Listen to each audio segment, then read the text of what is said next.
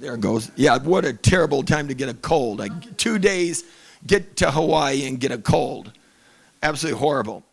So, this is the culmination for you of 30 years of me traveling around the world being a complete and utter obsessed freak.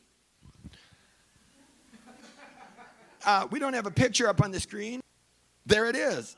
Okay, so this is a real life story. So I flew to San Antonio, Texas, in which Cindy joined me to fly to Hawaii. What was it, 3 days ago? You flew from Orlando, Florida, all-day trip because it was delayed, to San Antonio to catch up with me and my colleague, Anthony Rodriguez, because we had flown to San Antonio to drive 300 miles to go to Harlingen to speak to the Texan young scientist and the Texas Rare Fruit Society. We stayed there for 2 days, left the third day, drove 700 miles to get a picture of this plant right here. This is called Quincula lobata, and it's found near Big Bend National Park. So it's a bit obsessive. It had very few fruits, except a few old ones from last year, but it kind of tells and sets the stage for what is going on here. I mean, a true obsession. Now, I could be mentally ill. That is a possibility. And that plausibility will have to unfold in maybe even history. But I also believe that what we are doing is so utterly and dramatically important that there's no way to deny it. We are so detached from the very essence of humanity that we have to have conversations like this. And with all absolute deference to all the brilliant people who I've met here, I feel that sometimes we think too much and we don't feel enough. Because there's a lot more going on here in the world. I mean, you see, Quincula lobata is growing in, well, how would you call that as a soil scientist? It looks kind of calcareous to me. Doesn't look particularly humus fertile, doesn't look organically fertile. And yet Quincula lobata is producing bumper crops with apparently very little disease. So as we unfold nature, we start to realize that we don't have to figure it out. It already has. So that's one of the first things that I've learned traveling, going on more than 450 expeditions. But we have a little interim because humanity didn't happen overnight. And so there's a prelude. So the next one, Cindy, please. We're going to have to start moving. This is another prelude to show a very fertile habitat. In fact, it's here that I believe a plant will be, and for some of you who know a little bit of Latin, maybe a little bit of Spanish, you can tell me what Salvator Mundi means. Anyone? Savior of the world, exactly. So I am denominating a plant which happens to grow here. I mean, this is my little Salvator Mundi here. We're working on excavating. I'm right here with one of them. And why do I call this Salvator Mundi? Because, well, obviously coming from a rather harsh environment. It took me 8 years to track it down. It's in southern Baja, California. And if I start an auctioneer's pace, it's because I have 419 photos to talk about in roughly an hour. So essentially, Salvator Mundi is a bulletproof plant because not only are we talking about the Midwest, we're talking about all the regions of the world where food should be produced. So Salvator Mundi is actually a plant in the Euphorbiaceae, which is known as Cnidoscolus or Nidoscolus palmeri. It is a armed and dangerous plant. Why would that be particularly impressive?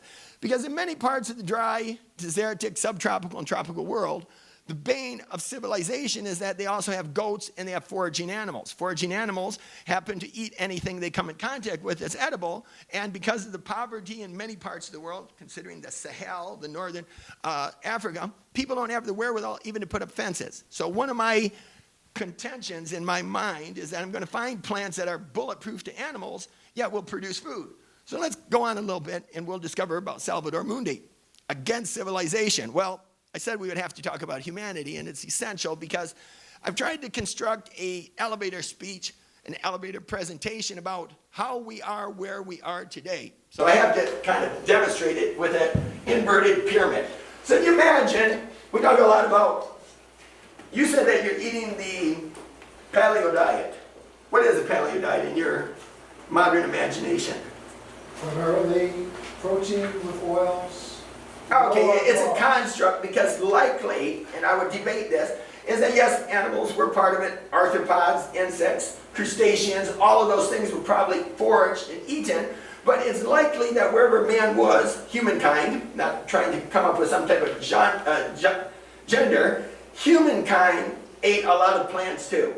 And in that plant realm, what people ate, there was a huge diversity. To kind of talk about what I introduced this morning, human beings spread all over the planet. And as we'll see, the different biotopes that I've tried to pull pictures out, there are plants that grow in every imaginable, inconceivable environment, almost to the likes of the surface of the moon. What do you call a soil that freezes at night and thaws in the day, and freezes at night and thaws in the day? Erotic. Crypto. They're called crypto. The word is escaping me for the moment. But they're a type of soil that never is stable. It's continuously in a cycle of freezing and thawing. And this happens in very high altitudes. In fact, in the Andes at 15,000 feet, it's a common thing. So as I'm going to show you, in this lunar-like landscape, there are edible plants that fed people for thousands of years. So civilization, and talking about our diets. So here we have mankind spread all over the planet, eating from the tundra down to the jungles, to the plains, to the deserts. And we have to imagine that these people weren't, as I said earlier, because I wanted to plant it in your mind to think about it, to dwell upon it, they weren't only surviving, they were thriving. Now civilization has told us some other stories. In fact, up until the 1980s, when anthropologists and people who actually thought about these things started to think, well, were they really, as Hobbes said, on the verge of collapse, on the verge of catastrophe? Because one of the great civilization proponents, John Hobbes, spoke about human beings in the primitive state as always being in despair. So there was a psychological formation that has carried on to this day, that primitive things are primitive, and primitive things are inefficient, and primitive things need to somehow be controlled. So the psyche that we have, the things that we assume to be realities, are in many ways quite stupid, but they've been inculcated us over millennia, maybe hundreds of years, but even millennia. Imagining that this kind of situation arose. Oh, this is going to be good. Just a second here. I have a Swiss bonbon. There's some juice right That would probably help anything No, that... juice. Oh, thank you very much. Just throw it. Okay. Catch it. So this is extemporaneous. I'm not going to lose my place. Thank you. Civilization then takes on a developmental stage. We would say perhaps that agriculture has been around 10,000 years. Some people stretch it 12,000. So for thousands of years in the agricultural period, there has been a contemplative effort to dominate nature. This not only took place on the level of governments, but on all authorities who had some type of control over land. So this vast array of plants that human beings dwelt on, and realize this is a simplification for the simple fact that we can't go into the details as I would like to give my various perspectives, is that human beings went from foraging on tens of thousands of plants to a very few. If we look at the evolution of Europe, the Fertile Crescent, if we look at Peru, if we look at the Southeast Asia and China, all of these areas which were critically labeled by Nikolai Vavilov, one of the great proponents of the centers of origin of our domesticated crops, we'll see that the number of plants that humans ate was reduced to a small number. So part of the question, if you're an inquisitive human being, is why? Why did they only do that? Now, some people respond very practically, well, it's because they were easy to grow. There's a lot of things that we grow that really aren't easy to grow. They may be easier than some. And people ask me continuously, and this is where I think a little bit of horticultural savvy enters into the question. I have never really had a plant that I can't grow. And when people talk to me about domestication as one of the obstacles to growing things, I have to also raise my eyebrows, because it's kind of another idea of dominating nature. Remember, our instinct is to dominate nature. It's been ingrained in us. It's the way we talk, the way we think. So much so that up until about 1985, it was assumed that primitive people would work like 80 hours a week just to feed themselves. And no one had any data. They didn't know anything about this. Turns out that some anthropologists started thinking how they could test this theory, and they went and visited the San Bushmen. Lo and behold, they discovered that the San Bushmen would work about 15 hours a week to find all of their food. So it was absolutely incredible. So with that perspective, we see that we have another prejudice, wild against the domesticated. Perhaps some of you have read a book which is called Guns, Germs, and Still. I mentioned this to you last night. You've read it? Your opinion? Well, my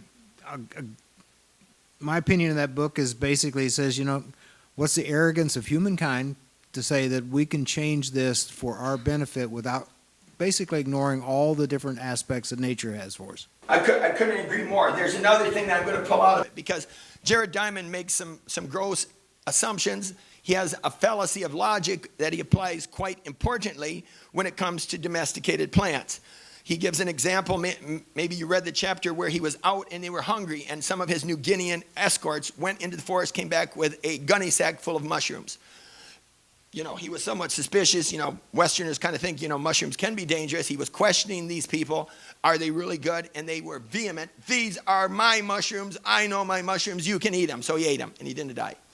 The point is, with this, he would then elucidate that native peoples, indigenous people, know their flora and fauna. And he would then say that because they know their flora and fauna, and this is where the fallacy of logic is, that he then goes on to purport, because they knew the good stuff, assuming that good stuff was that which was domesticatable, then in places like North America, let's cut off Mexico and just go up to Canada, there must not have been many good things.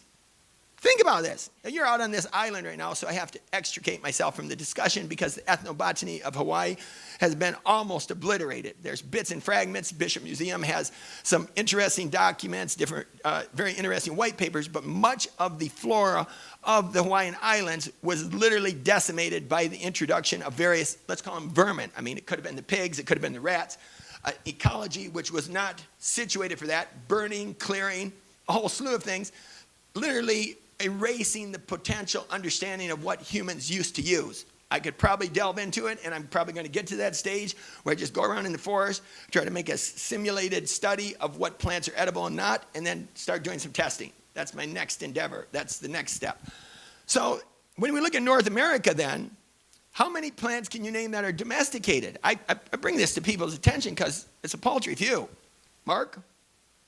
You can pull up a couple of domesticated plants from North America. Well, there's two big ones, corn and soybean. No. Soybeans are coming from China. Okay, glycine max is coming from China. Corn is likely an immigrant from the south. There are two contentious research groups on ZMAs as to its origin, one now centering it down in Peru, another group holding on to Culiacan in Puebla, Mexico, as the berceau or cradle of corn. So it turns out those two aren't the correct ones. Anyone else? Adam, you can pull out one. Pecan. Pecan is a Carya illinoisensis, was domesticated and is now a commercial crop.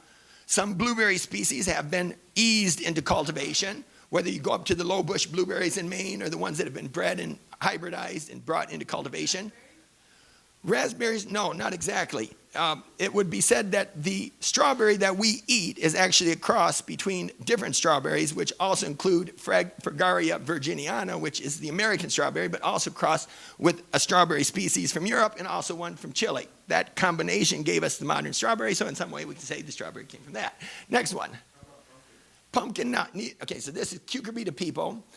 Cucurbita pepo's origin is most likely Mexico. It seems to be that's where it arranged. So remember, I cut off Mexico, we're still stuck. Cold season one's not. Now look, if you look at the different kinds of pumpkins growing in North America, there's 3 species which are predominant. Actually, if you include the Seminole pumpkin, you got 4 species. Seminole pumpkin is Cucurbita moschata. It was brought up to Lake Okeechobee. The people there grew it. The Seminole Indians cultivated, adapted it to that local swampy environment. That is not one of them. It likely came from farther in South America, even Guatemala. Elderberry, yes. I mean, yes.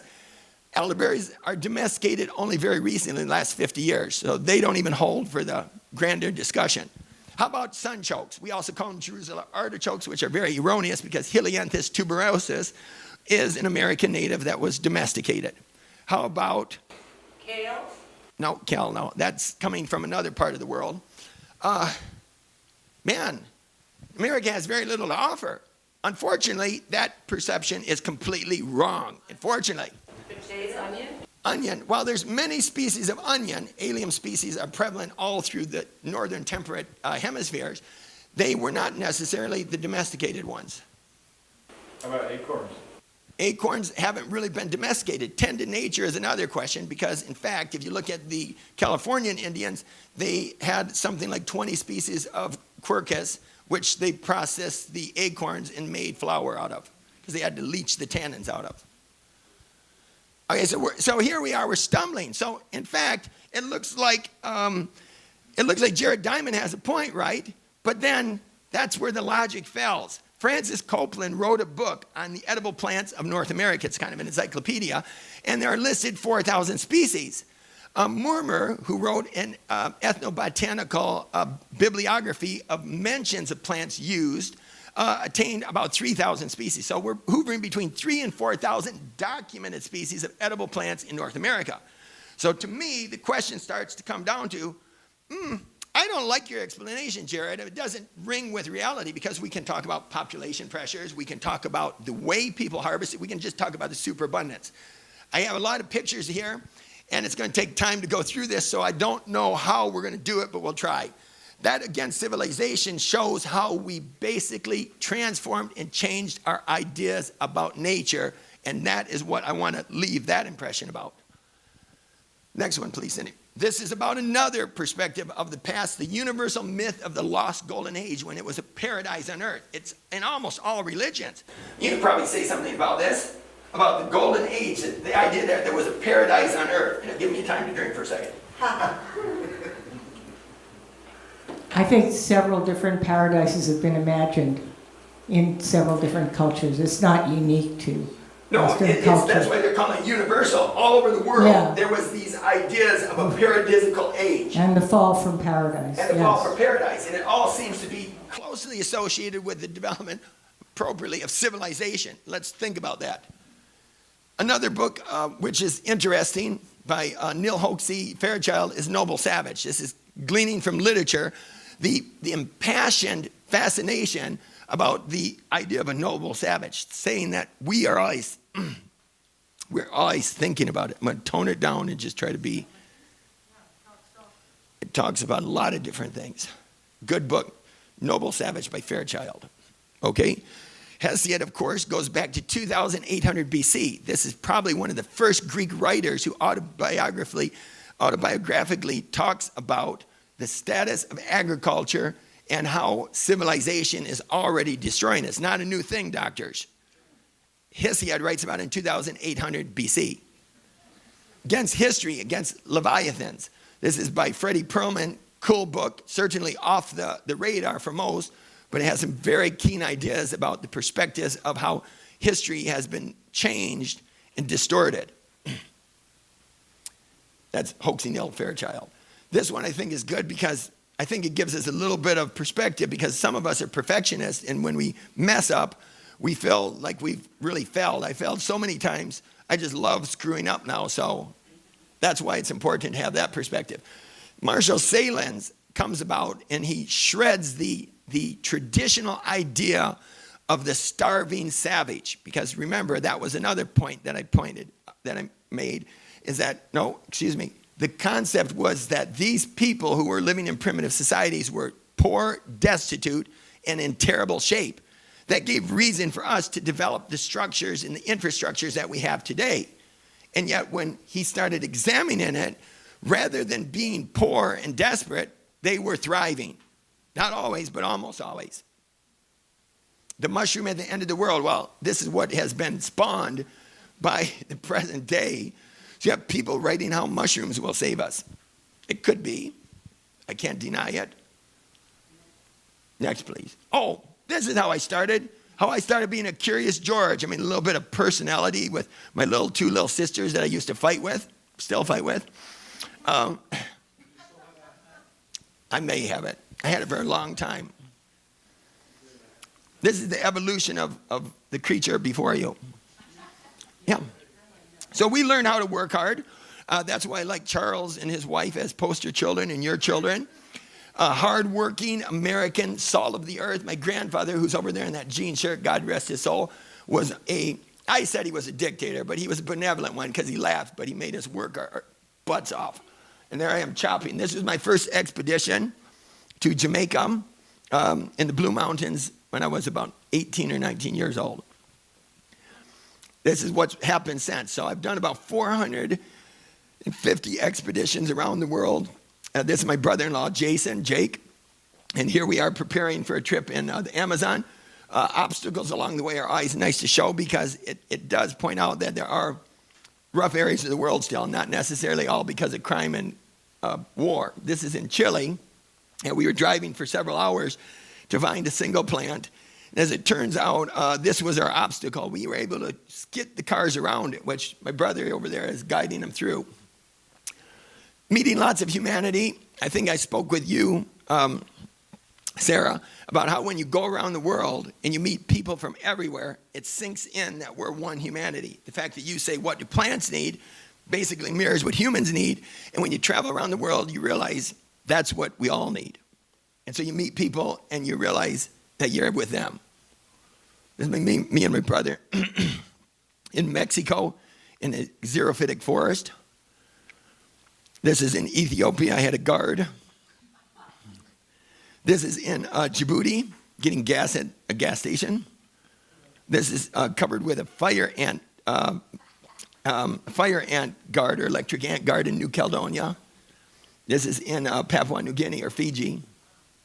This right here, I got, you know what it is. Aleritis malucana, the kukui nut, the sap, because it's in Euphorbiaceae. To some people, it's very reactive, and I got it all over my face, and that was a day after. This is in New Guinea. That's my daughter, Alicia, a good missionary friend of mine. We flew in to track down the largest herb in the world. It's called Musa ingens. It was a 25-mile hike into the jungle. That's the plane getting in there. It was about 2.5 hours over virgin rainforest. So I get invited to speak once in a while and even have to wear a tie. It happens that this was at the Global Forum on Innovations in Agriculture in Abu Dhabi. This right here was before 400 of the biggest horticulture leaders in Holland.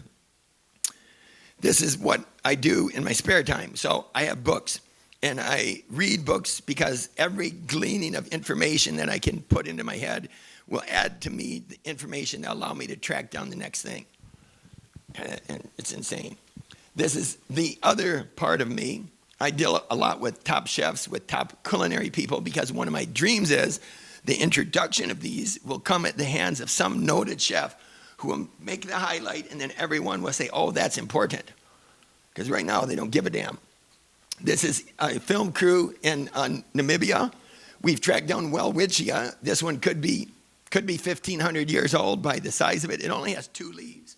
And it grows. It's actually a gymnosperm, more closely related to pine trees than the flowering plants.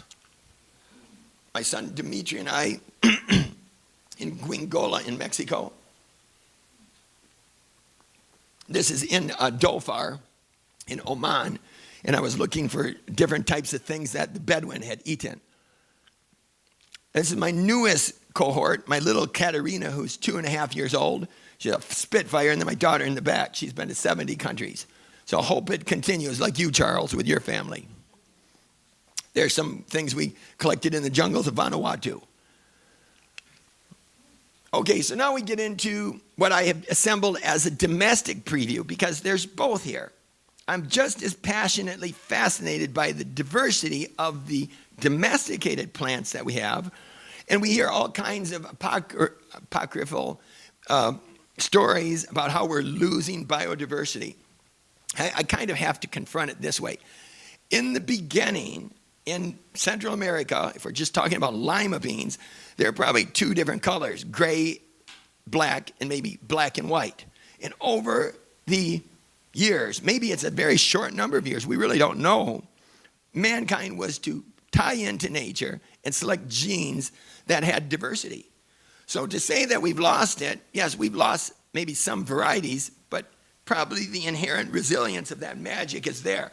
Today, in our present century, where we have lost hundreds and hundreds of species, or hundreds and hundreds of varieties of heirloom tomatoes, I see the greatest renaissance in tomato breeding in the last 200 years.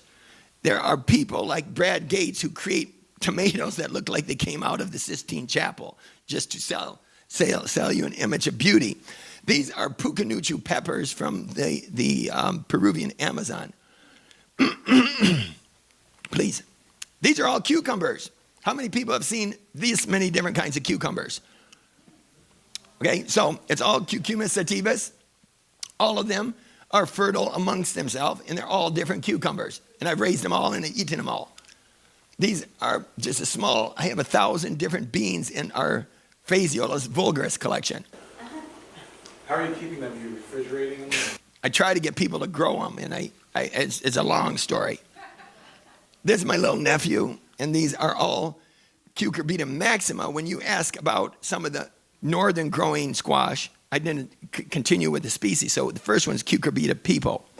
You can tell Cucurbita pepo, it's an acorn squash, is a Cucurbita pepo, but shape alone is not the detailed explanation. Seed type and also flower type, and more importantly for just a casual observation, is the stem type. So the Cucurbita maxima includes Hubbard squash and banana squash, and they have fat, fleshy stems. Like another species of squash called Cucurbita ageroderma, which is a cushaw, which grows farther south. What's the most flavorful for you? Yeah, I have like 800 different kinds of squash, so that's a hard question to answer. It depends where you are. John Mood had a squash that was a Cucurbita moschata that he grew, that he got from a Laotian woman, and it was extraordinary, nice sweet potato flesh. There's different species of beans. Here, you have lima beans. That's a lima bean. This is a lima bean. This is a lima bean. This is Phaseolus coccinea, which is known as the, what do we call it? Phaseolus coccinea? The red flowered bean. No, it's not a fava. These are lima beans, lima beans. These are lima beans. This right here is Phaseolus coccinea. Runner beans, we call them runner beans. These are runner beans right here. And this is a runner bean. So, and then the rest of them are Phaseolus vulgaris, which is the next door neighbor to the white navy bean or kidney bean. Question. Yes? How many of them produce ricin? Ricin? None of these. No, not ricin is coming from Ricinus, Ricinus communis, which is castor bean, and that is Euphorbiaceae, has nothing to do with these. These are Phaseolus. It is to be said that Phaseolus will concentrate cyanide or cyanic compounds, and hence you really shouldn't eat like raw lima beans. Some of them are actually high in it. This guy, who knows him? Who is that? Jer. What do you know about Jer? Madman and seed collector, runs a seed catalog that has the largest collection of heirloom seeds. He's one of my dearest friends, and he actually helps me survive in some ways. Jer, I met him when he was 16 years old, and like me, he had been growing gardens his entire life. And he went from a country gardener to a country seedman to a changer of the world, because now they have 1,600 varieties plus of heirloom seeds, all pure varieties, and he puts on also, can you explain what he puts on the National Heirloom Expo? You familiar with it? Yeah, he makes these huge pyramids of pumpkins and has a huge fair around it with all sorts of activists and speakers and booths and community. And I'll be speaking there, and I hope I have a better voice this year. And there's Yes. a seed swap, but basically it's a phantasm of biodiversity. Okay, beautiful. Santa Rosa, California. Jer Gettle, Jeregettle, and he speaks like a hillbilly, and he's just charming, and he's as sharp as a wit. So okay, so this is my brother Patty, all dressed up in appropriate garb. He spent 6 months at my beckoning to try to go to the various valleys in the Urubamba seeking out native corn races, and he came back with such an extraordinary collection of corn that it's unbelievable. Now, the diversity of corn all over the world is concentrated in the Americas, and then it dispersed from there because it all comes from the Americas. It just happens to be, I had the fortuitous opportunity many years ago to meet a guy by the name of Boone Hallberg. At that time, he was about 86 years old, and he had been implanted in Mexico as a consultant to the government of Mexico for several decades. And he was estimating that the number of land races, different genetical corn races in Oaxaca, Mexico, was somewhere around 80,000. Now, that has been devastated by the free trade agreements, because that's a whole nother story which we can't delve into. But the corn still exists in many places, and I have those seeds. I'm ready to share them, and they grow in Hawaii. You talked about the pumpkin piles. This is the National Heirloom Expo. In this particular scenario, I think there were 600 varieties of squash on display. Not too many things like it in the world, to tell you the truth. Look at that. It's just. It'll be in September, like the first or second week of September.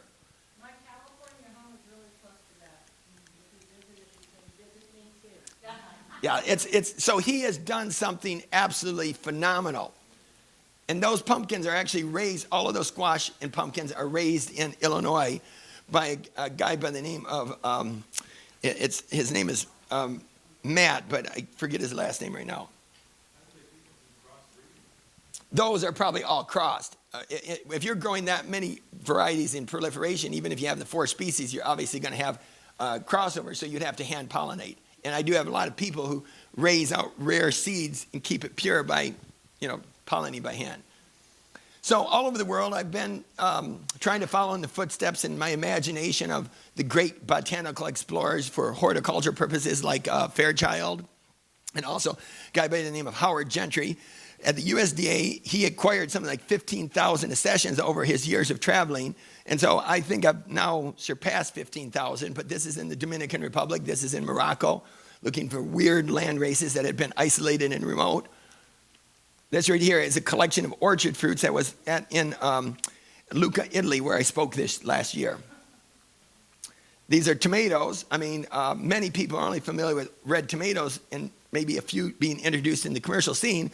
But when I talk about Brad Gates as being the Michelangelo of tomatoes, look at some of his incredible, steady and stable varieties that he has bred by mixing the right genetics. Just unbelievable things, and they taste good.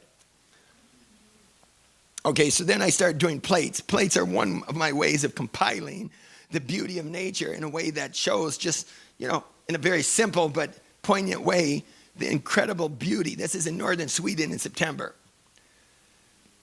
This right here I was in Kyrgyzstan for a couple of days in what was known as the Sari Chalak National Park. Those are all orchard fruits, 4 species of pears, and then the apples are all the same species. In one apple forest, which is the largest wild apple forest in the world, I counted in my 2 days of collecting over 35 distinct varieties of apples. So you could take budwood from any of those, graft it, and you would have that same apple. This is, I don't think there's anyone here who can tell me what these are. Anyone ever seen anything like this? What is this? These aren't from Cuba because these are endemic species that are extremely closely related to papayas. So these are all papaya species. If we want to say that genetically, they're the closest 3 species to papayas. There's 3 of them. And the scientific name is Harilla, Jarilla. So this is Harilla chocola, Harilla heterophylla, and Harilla caudata. It took me about 6 years to track these damn things down. But eventually I did, and I was able to assemble them all in one collection, which I'm absolutely certain no one has ever done. This right here is a collection. Excuse me? Okay, so if we go back, they all are completely edible. They have edible tubers as well.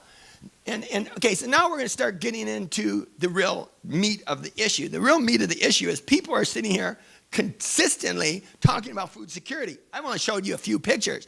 I have 419 pictures here. I have 265,000 pictures in my archives. And they go on and on and on. At a certain point, I'll just say, just make it roll, Cindy. Okay, so every one of these is edible, and every one of them I've eaten. Okay, so that right there is Olentangy in the Incan city of Olentango. Go back, please. So go back one more. So that right there is Oxalis succulentum. It tastes kind of like a lemon, and you can eat the leaves. It has an oxalic acid content, but it's completely edible. You could garnish things with it.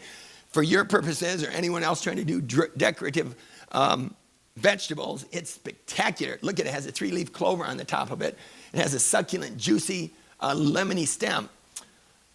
Is it edible? I point to people in some occasions, I'm like, in a hotel looking over the street below, and I said, is the stuff they're selling over there at Circle K Market, is it edible? Is the stuff over there at 7-Eleven, is that edible? And they get kind of shut-eyed, and they look down, and they realize they've been duped. Okay? You don't want to eat things if it doesn't taste good, but your taste buds have been tricked. In fact, so elaborate is the trickery that now flavoring has gone to only in neuroscience. There's a company called Syntac. There's also a company called Givaudan. Givaudan recently bought up another big flavor company. They're centered around Procter & Gamble in southern Ohio, in northern Kentucky. And so their idea is just to go around the world and take bioanalysis of even foods that are popular and synthesize the ingredients. And this is the future of food. And so who is really being duped here? Eat things that taste bad, at least you know they're good and they're real. Okay, so then people tell me about hotter and drier. And that's when I really get excited, because I know hot and dry because I've been to about 40 of the big deserts of the world, and I have really, really studied the flora, and I've asked the question, what did humans eat and how can we improve it for the future? If we consider that man's hand, again, humankind's hand, can have a positive influence by breeding and selection, then the question is, why are we so myopically concerned with only breeding a couple plants on infinity? Why in the hell do we care about corn that's more productive? This is so absolutely absurd. So people give me reasons. We need carbohydrates. Now, how many different species of plants account for the bulkhead of human carbohydrates? About 10 or 12. 10 species account for or produce 80 to 90% of the world's carbohydrates. Is that necessary? Or is that because I mentioned in the first place that the consolidation of the powers that be perverted that in the very first place? Both you and you have brought a very poignant case forward about how the farmer is no longer independent. Well, the farmer is no longer independent for one thing, because he caved into what? Convenience, so-called efficiency, productivity. At least those were the selling points. But in the process, he didn't think. You know, I come from a group of people who were very obstinate, if you can't tell. I don't go around the world and get papers to do this work. If I tried to get a paper in Mexico to go around and eat fruit and evaluate it, you know how many fucking fruits I would be eating? None. You know how many scientists come up to me and they say, how do you do what you do? How many times have you gone to a market and had a police behind you asking you if you got your paperwork done? I mean, it's so utterly insane. So I'm not an institutionalized individual, and I won't be one. And I also have to ask things that my grandfather asked me. He said, I'm never going to sign a paper that somebody owns my seeds. And he said it real clearly. And the reason is because he was himself. He didn't want somebody else controlling him. And I don't want people to tell me if I'm smart or if I'm dumb, because I'm going to learn it myself. I'm going to learn if I can eat something myself. So that's the point. And we're getting to that point that we think the experts have to tell us everything. And that's really where the problem comes from. I mean, people ask me at all these conferences, and you'll relate to this. First of all, let's establish I'm a generalist. If you can't tell by now, I'm not specializing in anything. I'm just a jack of all, maybe. So where did you get your PhD? Okay, I'm going to do a PhD in the world's edible plants. Can you tell me how that's done and who's going to mentor me? Because this goes on for 30 years. You know, most people's PhD program goes on for 5 or 6 or 7 or 8 or 9. 30? Maybe not. This will come out in Japan in a few more weeks. Bizarre edible plants, unknown delicacies. Unfortunately, it's going to be in Japanese, except for you Japanophiles. This is a book we're producing right now. The words are culled from my weird word list. Excuse me. Esculent, of course, being edible, and uberti, meaning a plentitude. So, edible plentitude. And that's Ethiopian with me. And this is another book we're writing right now in Mexico. It's called Nimitz Illimiki, from the Nahuatl language, meaning memories of the heart, Recuerdos del Corazón, the edible plants of Mexico. And we're doing this in conjunction with a university and a big publisher in Mexico City. some articles about weird fruit that the Japanese got crazy about. I still haven't hit the magazine circuit in America. Except maybe I think there was something in Rodale Press, the most dogged forager in the world. Okay, you go to the desert. So people say, okay, how harsh are these environments? I mean, can you really find food in all these harsh environments? And I look at them and say, well, let's go on the journey. So this is the Atacama Desert in Peru. There's Eulychnia cacti, which are sticking up that produce big, fat, edible fruits. So if we're trying to expand humankind's resources for the future, and we really care about it, what is the cause of all this blindness, of this ignorance? It's because we're not passionate about learning about nature. No one is going to stop any of you from becoming a passionate expert on the food plants of Chile. Just buy a few books and start studying. Go to Chile, go out there in the field and taste it. And lo and behold, I guarantee, because there's not much competition, few years, you're going to be an expert on Chilean food plants. And you do that all over the world. I've been doing it. I feel good about it. So I took a film crew out here. And I said, we're going to eat lunch. And they looked at me like, yeah, we're going to eat lunch. They're laughing their ass off. They had a little drone above us and everything. So I walked up to this wash, because I knew what grew here because I had read about it. It is called Hoffmannseggia doelii. That's the scientific name. It's in the bean family. And there you see me digging up the little nondescript little plant. Please send it. There it is. So it has a beautiful little tuber that tastes like coconut and potato. And that's in 2 minutes I dug them up. So I could actually eat. This is what I call the Bedouin's buffet. Next one, please. So here down in the Arabian Peninsula, at the cusp of the Arabian Peninsula, I set out for 4 days and I said, okay, I'm completely new to this area, never been in this terrain before. I'm going to see if I can find things to eat. This is what I harvested by myself, walking around in the deserts, driving around. This is edible seeds. These are carlumas, which are related to milkweeds or succulents. More carlumas. This is another milkweed relative, which I just am so in love with. I believe it's a vegetable for the future. It tastes like crisp, snap sweet peas. Not the flour sweet pea, but you know, the ones you buy, the pea pods, crisp and succulent. This right here is another member of the milkweed family. These are Gladiola usumbensis bulbs, another member of the milkweed family. This is a member of the, it's known as comifera. You can eat the young, tender roots of them, and it also produces a type of incense, but this is not Boswellia sacra. This right here is Dorstania fetida. It's called Bedouin's garlic. You can grind it and put it on your food. I like to chew them. They're very spicy, kind of hot. These are wild cucumbers, Cucumis sativa. This right here is a very interesting plant related to the caper that many of us use in Mediterranean cuisine. These are loofahs, which are very bitter, but in my estimation could be bred to be bitterless. This right here is Delanex regia, or Delanex elata, which produces an edible seed. And then this is probably one of my favorites of all. This is called Retidoculin fulleri, and I'll show you about those in a few minutes. So as you go through the deserts, you realize that, well, it's not as fertile as the fields that we've been shown by these illustrious gentlemen, and I don't even know if you could take a soil sample because there doesn't seem to be much free soil there. This is my son-in-law, Andreas, who I'm also trying to infect with the urine of the road. This is Capparis carthaginosus. Next, please. There's the fruit. It's edible. It has spicy seeds that have lots of oil content, and no one has done anything. So over and over and over again, no one has done anything. Yes? Here, a rule of thumb is one seed too many.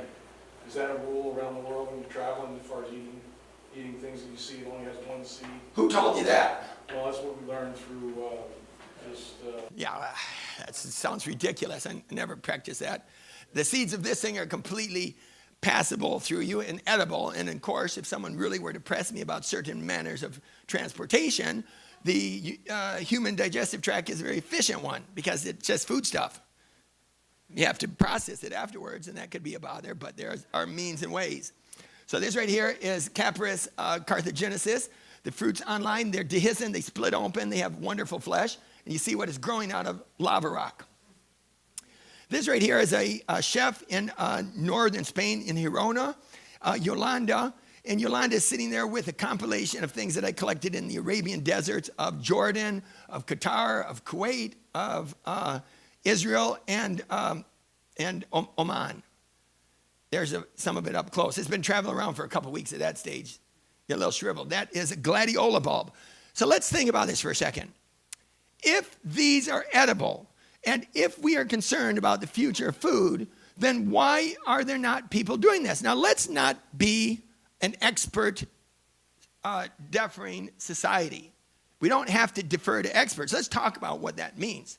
Some of the most impressive American horticulturalists were baffling at the level of science. Anyone ever heard of Luther Burbank? Okay, so how much of an education did Luther have in the formal sense? 8th grade education. How many plant varieties did Luther leave behind as a legacy? Still haunting us today in the form of the russet Burbank potato, which although he did not necessarily select and breed, he at least noticed it in someone's garden and saw it as a propagable gem.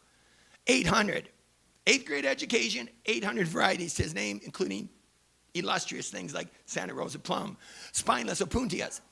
So Luther Burbank then was visited by another great scientist. But Luther Burbank wasn't a scientist. Remember, he just felt it.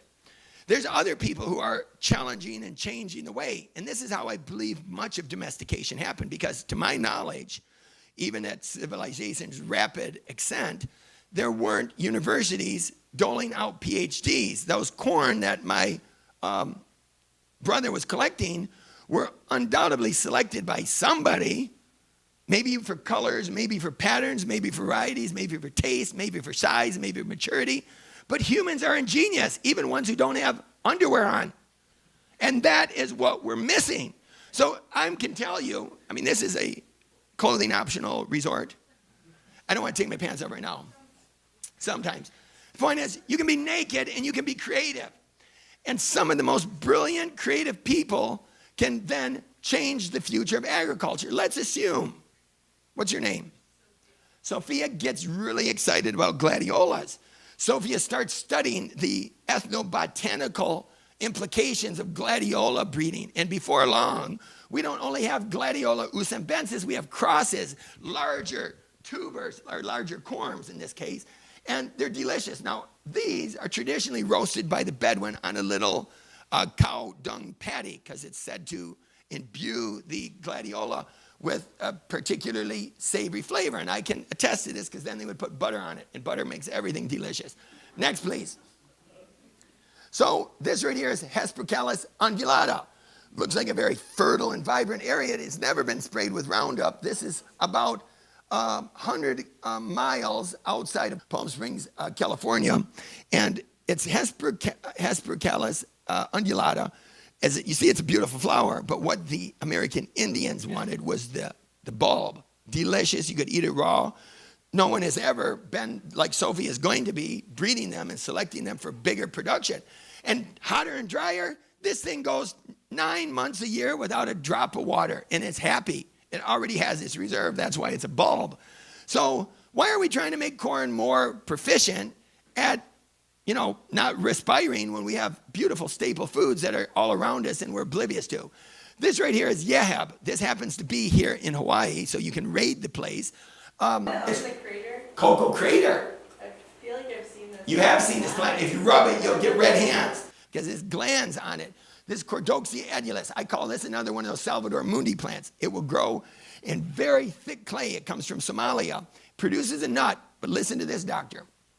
Most fruits set, and then if a terrible drought sets in, what happens? They lose the fruit because that's a part of the survival mechanism. Not with Cordoxia edulis. Cordoxia edulis goes into this strange catatonic state. The fruits just sit there for months even without budging. They'll just sit there in some kind of catatonic state. And when the rains come back, the things will flush. And what does Cordoxia edulis produce? That's the pod. It is a Fabaceae. It produces a Yeheb nut, which is roughly about 1.5 inches long. It tastes like a super sweet cashew. Yehebs are so loved in Somalia that they're not being replanted. People harvest them and eat them. The goats forage on them.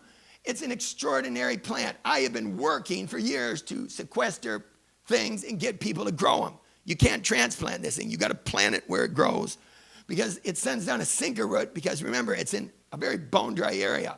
It can grow in the Dankali Depression. It's an ultra tropical. It won't take below 50 degrees, but it will thrive in the right desert circumstance. They tried to grow it in Israel, in Beersheba, Israel, And a friend of mine, Yossi Mizrahi, fell because it got to 4 degrees Celsius and they died. But this is a future food for the hot, tropical, dry areas of the world. Super, super nutritious.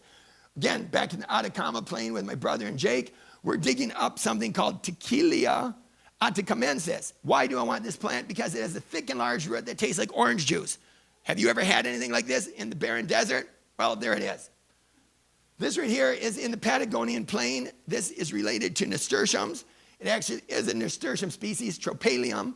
This is Tropalium patagonicum, or there may be a new denominative for it, but at the end of it, you see a long little stem going down into the soil and an amazing tuber, which you can cook in milk and eat.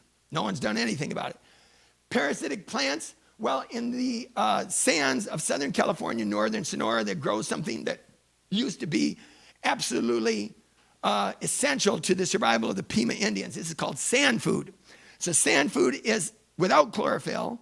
As you see, it has a thick stem about this big in this particular specimen's case, and it smells like pepperoni pizza, and it tastes like cooked carrot, but it's crunchy and crispy. It's an ultra parasite. It could actually be grown in deserts. There it is from the top. The Japanese love weird things. They pick that for the cover. And there I am eating yucca fruits. So the dates of the desert, most of the arboreal yuccas of Mexico are what we call non-dehiscent. That means the fruits, when they ripen, they get kind of fleshy and like dates. And so this is Yucca potosina, has incredible big fleshy dates. They don't even do anything with this. I mean, the deserts could produce so much food. I mean, the Indians of old used to collect them and make like date paste out of them. This right here is Yucca trichuliana near Alpine, Texas. Again, the same story. You can eat those both cooked when they're green and ripe as a date-like fruit, and they're big. This right here is coming from Blanding, Utah. Anyone ever been to Blanding, Utah? It's a part of the Four Corners down in the south. This is Yucca baccata. So it's one of those spiky yucca plants. Why is it different? Because this is known as the banana yucca. That's what Yucca baccata is known as. And I suspect it's an old clone. Okay, so I peeled this. It was ripe. And I told my daughter, I said, we're going to try this. This is a first-time try. It's 4 times sweeter than a banana and absolutely impeccably delicious. So the Anasazis used to harvest these. They fell into obscurity. No one knows about this. You tell someone you eat yucca fruits, they're like, no, don't. They're poisonous. They're delicious, and they're huge. The prickly pears, the opuntias, a very large genus of cactus, I contend that, as these examples will suggest, is that the cacti of the Americas, because the cacti are American except for a few epiphytic cacti, which are found in trees even in Africa, the cacti are from the Americas, going all the way up to southern Canada, all the way down to the tip of Patagonia. Some 2,000 plus species, all of them, almost all of them edible, not all of them necessarily delicious, some of them having alkaloids, which are known for their psychotropic properties. Think of peyote and San Pedro cactus. But nobody has done very much other than indigenous people about selecting and improving the fruits. And there lies an extraordinary opportunity for food production. The barrel cactus, pharaoh cactus are used in Mexico in days of old. Now it's more or less prohibited, although that's kind of a loose standard. They were used to make sweetmeats, much like some of the types of citrullus melons, kind of the watermelons that weren't sweet, were candied in the past. An example, I deal with a lot of people who are impassioned collectors. And so one of my big cactus friends has almost 1,800 species of cacti. He's grown them for 40 years. I took him around his greenhouse. I said, are you spraying systemics? And he said, no. I said, well, I'm going to take you on a smorgasbord. So here's 9 species of cacti that were fruiting on his benches. And we tasted each one of them. The big greenish yellow one tasted like a circus peanut. Other ones tasted like raspberries. You can obviously see the potential for the culinary. You can obviously think of a bigger, grander future with a little bit of breeding, selection, hybridization. Why are we not taking these fruits of the deserts and doing something? Well, don't rely on a university to do it, because that's never going to be in the itinerary, because it actually happens, and you can probably confer, that the greatest majority of research in the biological sciences today is directed towards genetic modification and biotechnologies. This is too easy. I mean, it's too easy for them. This is the stuff of nincompoops. And yet it is what will save the world. Hundreds and hundreds of species of cacti. I've eaten them all over the Americas. And keep going, Cindy. This right here is myrtillo cactus. Myrtillo being the name in French for blueberry. It's a blueberry cactus. And the fruit. It's a very small fruit. It has a very high antioxidant content. They can be dried into raisins. They can be preserved. They're extremely delicious, fresh. Can be frozen. It's an incredible opportunity. Select and find spineless varieties that would make the picking of the fruit easy. You don't need a PhD to do this. You just need a keen eye and love for it, okay? You've heard of the dragon fruit. Who's heard of the dragon fruit? Who wants to explain who eats dragon fruit? You nodded. What does a dragon fruit generally, explain first, what does your dragon fruit look like? It's pink and it has spikes on. Okay, perfect. What's it look like inside in your particular memory? They're white with dotted. Yeah, perfect. Okay. What does it taste like? Someone who can get a better taste than I don't know. I say sweet cardboard. Or kind of insipid cardboard, right? So the point is, they look beautiful, they're quite fleshy, and they have extraordinary potential. So I actually know a person who did this because I was hired as a consultant by a billionaire from Switzerland who had a goal because he had a fruit company in Costa Rica and he wanted the best tasting dragon fruit in the world.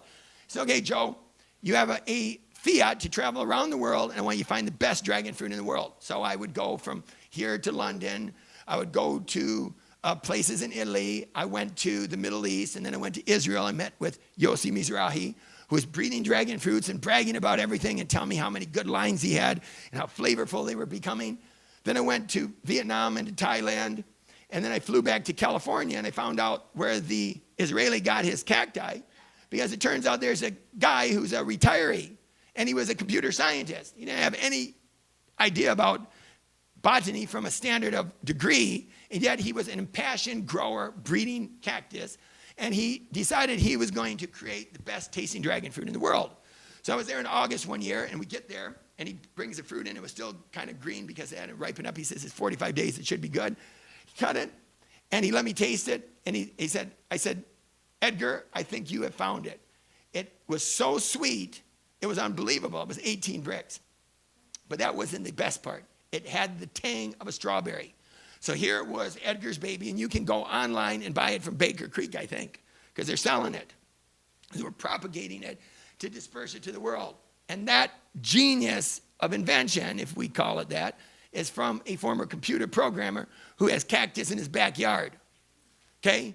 There's a guy by the name of Neil Peterson. Anyone heard of Neil Peterson? Okay, anyone heard of a pawpaw? Not the papaya name for pawpaw, but pawpaw. What is a pawpaw? Cactus. No, pawpaw. It's like a temperate mango. Okay, yeah. Good description. So this fruit grows from basically northern Florida. There's actually several species of Asminia. So this one happens to be Asminia triloba. So it grows from Florida up to maybe southern Michigan. So Neil Peterson got the idea that you could breed and select this. So starting and working with a few people, including Kirk Pompeo at the University of Kentucky, started breeding these things independently, both groups separate. Neil Peterson has achieved extraordinary success. Fruits this big, like the flesh of a mango, growing in West Virginia. And he's now grafting those. And it's been a 20, 30-year passion for him, Neil Peterson. There was another guy who set out to breed the American persimmon, to get a big, huge one, because most of the persimmons that we buy in the grocery store happen to be persimmons that are coming from the Far East. This doesn't look like a place to get much food, but this is the deserts in Mexico. Just go through this because we have so many things to show. Just go through it and you'll get an idea. The cacti, number one, are going to save the world. There's so many species, so untouched. Some have been tended. Just look at these, all bearing delicious, exquisite fruits, all through the Americas.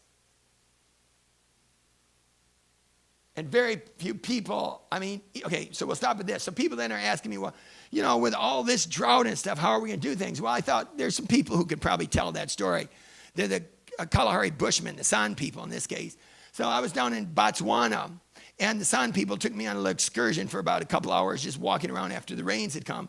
And we found no less than 25 species of edible tubers, of which the big thing I'm holding is known as Tylosema esculenta. Now, Tylosema esculenta will form a tuber up to 500 pounds. An established plant will stay without water for 3 years in the most horrid drought. It produces an edible seed the size of a macadamia nut, and it produces buckets of them. It's a vine on the ground. And so that marama is on the far left, and then we have several species of different milkweed plants, Brachystelomas, Ceropegias, Recruxias, all edible, all delicious, all unknown. This would have been the American potato. Now, it looks like a bean to you until you know that it's the American groundnut. It just happens that the so-called Irish potato made it to America before this caught on, because this was the staple food of northeastern and southeastern American Indians, basically up to the Missouri River. This right here is a plant growing in the plain states. Are you familiar with it, doctors? It's marginalized because of herbicide application. It looks like a rubber chicken. That's that picture for the Heirloom Expo, but let's go to the next one.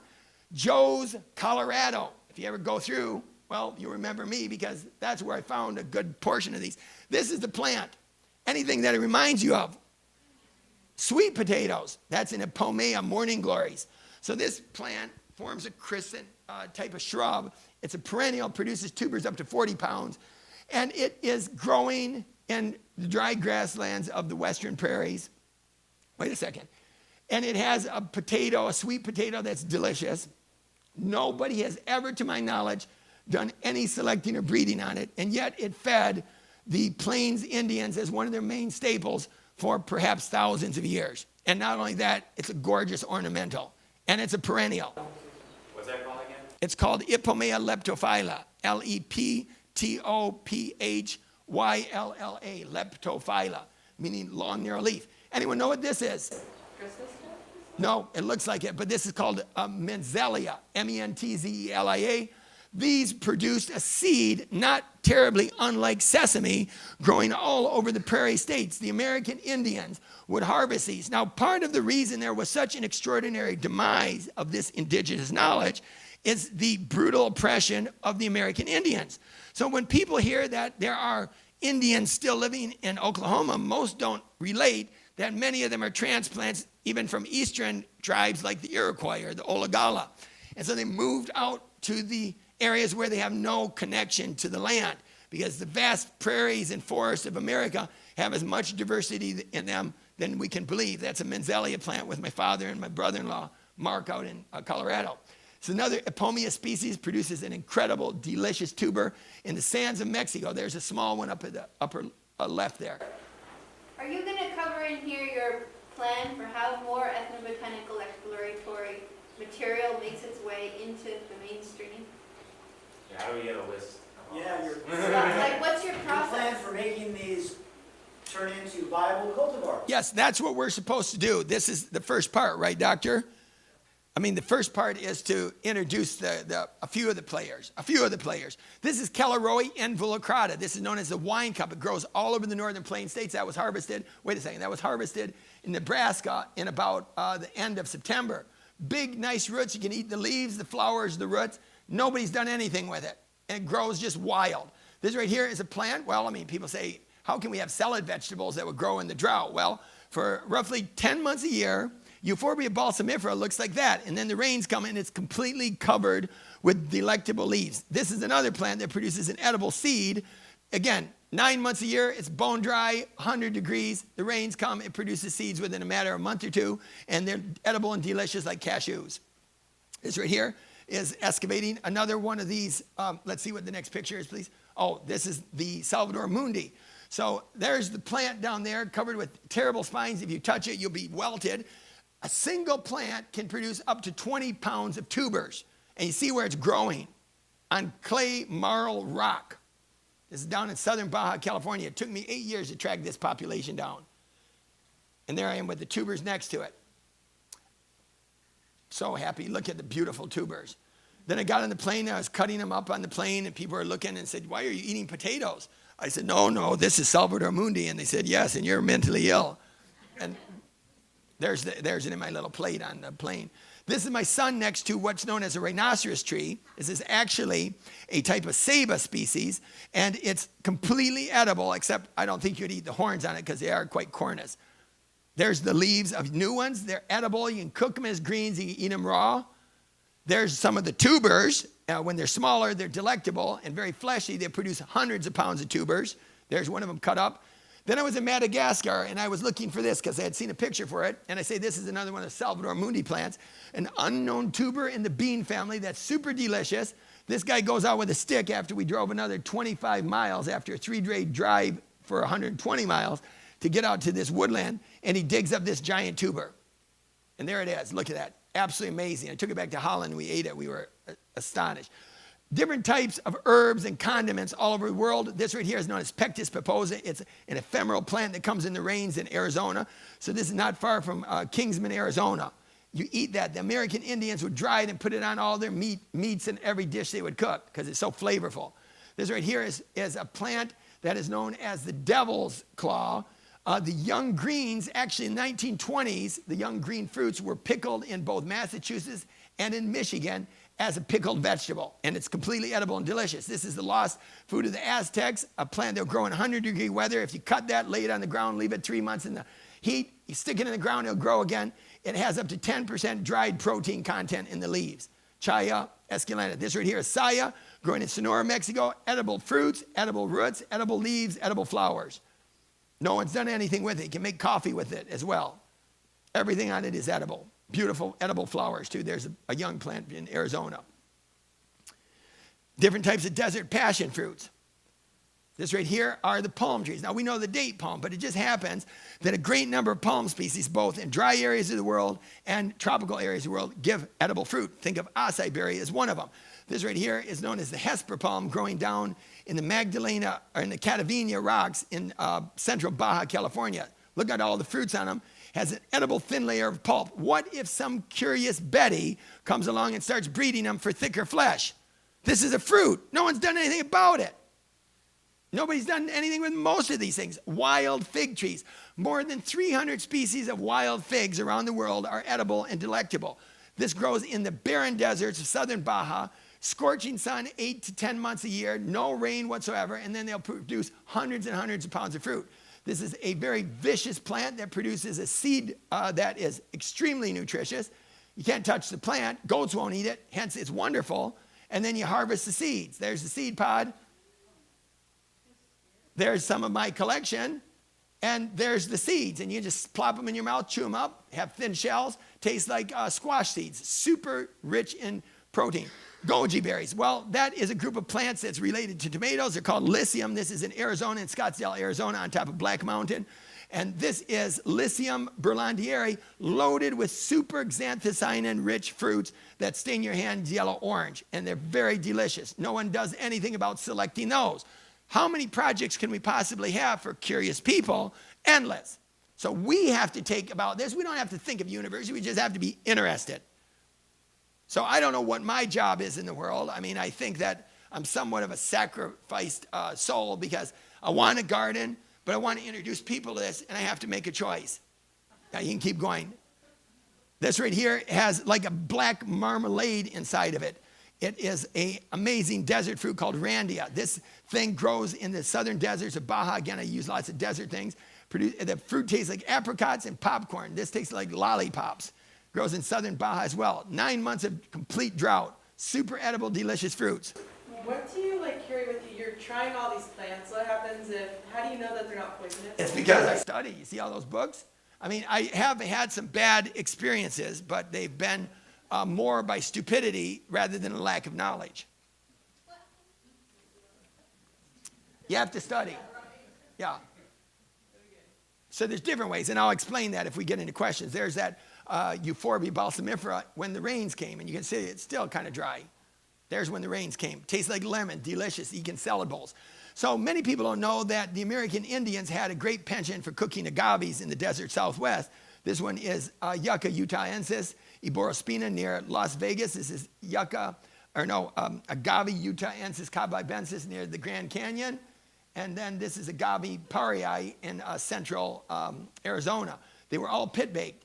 This right here is in the tomato family. It's one of the lost foods of the Aztecs. It was forgotten for several hundred years, and I have been working to reintroduce it, an absolutely delectable fruit that it grows on a plant like a tomato. Absolutely amazing. So there's all these things that people just don't know about. So how can you profess to claim that you are an expert in world food security if you don't know this? So I'll take on anybody, and I mean it. If you can set me up with a Borgen debate, I will take anybody. Nina Fedorov. I'll take on Bruce Chassey. I'll take on anybody when it comes to the future of food, because I will shred them. I will tear them a new inside in the most polite way, because I have eaten these things. I know how they grow, and I know how they can be grown. These are all different kinds of milkweeds that actually people say, what do they taste like? They taste like eating the most tender, delectable pods. Some of them, when they're roasted, taste like cooked avocado and walnut. I mean, look at this. This right here is called Gonolobus chlorantha, the big one with the ridges. It was recorded back in the 1500s by the Spaniards, I think in this next picture. There's a picture of it, and then it was completely forgotten. It fell into complete obscurity. And why is this? Again, for the domination of ideas, the civil culture of the West dominating these primitive cultures. Yes, go ahead, just do it, yeah. It's endless. It really is endless. You know, we continue a little bit more tomorrow afternoon. Okay, well, I came here for this, so it's exactly, I mean, look, go back to barrenness. So this one right here has a great story. So this is called Retiticulin fulleri. And so we're going to do this, whatever you want. My voice is getting better. I don't know why, miraculous. What did you put in that tea? So anyway, retiticulin, so you see it looks like a dried piece of stick, but it's actually so cryptic that camels and grazing animals in the desert don't even find it. This is a picture my son-in-law took. And so it tastes like asparagus. So it can be grown in the desert. Now this is another story. Wait, stop a second. This is called Rheum palestinicum. I flew to Jordan with the sole express purpose of tracking this down in the desert, and I was a little late, but after 500 kilometers of driving up and down the roads, I found 2 specimens. This is one of them, and as you see, if you're attentive, there's some like liquid at the edge of the leaf, so I pissed on it, because one of the stories is that the leaf is designed to catch the dew at night and centrally direct it towards the plant's inner root. So it's its own, and there I am eating it. People say, what did it taste like? It tastes like strawberry. Unbelievable. This one I was so happy to find. This was one of those cautious groups you ask about. Wait a second. Stop it. This is called Mybala secukal, and it's in Jordan near Petra. I found out that an old lady said you could eat it, so I got it dug up. It took a little time to identify it, and then I started eating it after I was sure it wasn't one of the toxic umbellifera. See there? Yeah, look at that. I have to prove. Then we get into tropical zones, begonias of all sorts, hundreds of begonias, yuccas, the Amazon, pandanus fruits, cucurbits. And wait, let me show this. Right there. That's David Orr at the Waimea Botanical Gardens with Telferia occidentalis, the so-called African oyster nut. We're growing those on the Big Island. Let's show you what they have inside of them. That's Dash over at HIP. Okay, see that big, huge seed? If you cook that seed, it tastes like a scallop. Wow. It tastes like a scallop.